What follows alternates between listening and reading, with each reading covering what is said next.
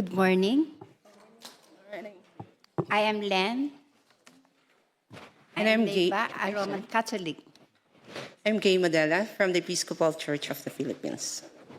Yes, and I am Pastor Isagani Casambros of the Northeast Southern Tagalog Conference of the United Church of Christ in the Philippines. We represent the Rizal Ecumenical Movement. The Rizal Ecumenical Movement, REM, started in 2016 with 8-member churches of all the National Council of Churches. From the National Council. It began as a dialogue of life, prayer, and action with sisters and brothers of different Christian churches. We encountered many challenges as we went ahead.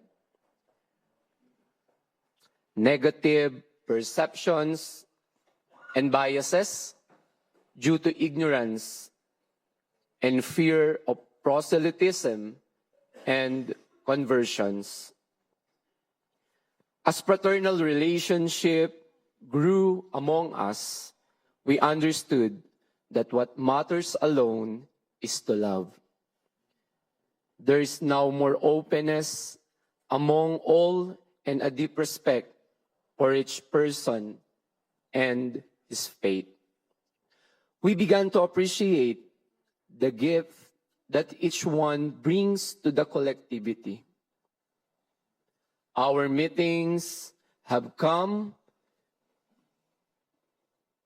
a family gathering, and our diversity, instead of creating disunity among us, paved way to harmony. An Aglipayan priest we were closely working with was ordained a bishop. Our beautiful rapport we have with him continues to this day, even after his transfer to a distant diocese. I am a catechist. I didn't want to participate. I am a catechist, and I didn't want to participate in ecumenism. Yeah. Once I was invited to contribute rice for lunch during ecumenical celebration. A couple also came sharing 2 boxes of fresh fish by the husband in the lake. Fish caught by the husband in the lake. A couple also cooked the fish and vegetables harvested from their backyard. I planned to leave at once after bringing the rice. But seeing the love among those present, my prejudices disappeared and decided to stay. I have been working for ecumenism since then.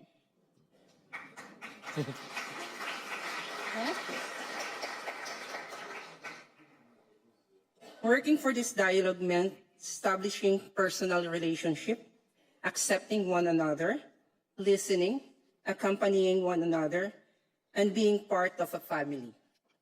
We find the courage to listen to one another's suffering, listen, accompany each other with prayer and unity, draw its strength from one another with love and respect.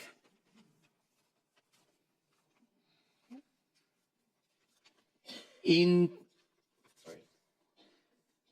2019, the REM, or Rizal Ecumenical Movement, decided to have an ecumenical retreat in Mariapoli, Tagaytay.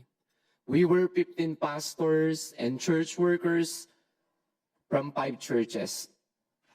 It was an experience of God, of reciprocal love that builds bridges and binds us into one family. Moved by the spirit of communion, everyone shared generously. Providence covered all the expenses for the retreat. I received a special grace that made clear to me God's called me to give myself totally to Him. So I went back to seminary to continue and to become a pastor. The Catholic Bishop Conference in the Philippines and the National Council of Churches in the Philippines entrusted REMS the opening celebration of the Week of Prayer for Christian Unity 2021. We didn't have much time to prepare, but we did all out of love. Amidst the various challenges, we involved seminarians, youth of various groups and dioceses. It was an extraordinary experience of mutual love among us, but God did the rest. The liturgical celebration was simple, solemn, and beautiful. It was also meaningful while we celebrated the 500 years of Christianity in the Philippines. Though it was an online event due to the pandemic, it left a strong impact on all because of God's presence.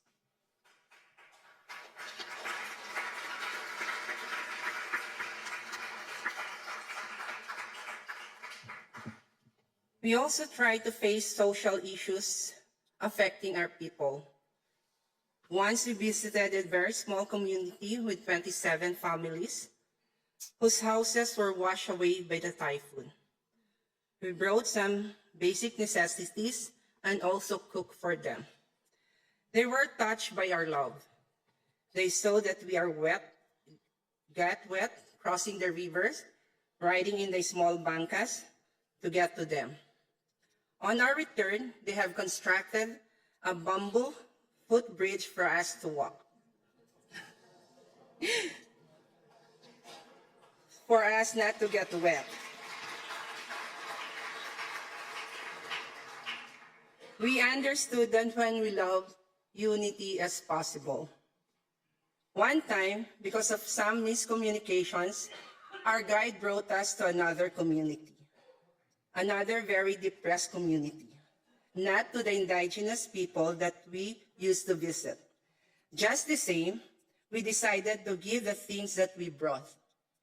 They were very happy. God cannot do outdone in generosity.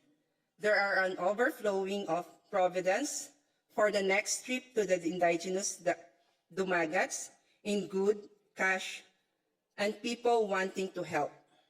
We were able to distribute 300 food packages to 3 communities. Gracias. Gracias.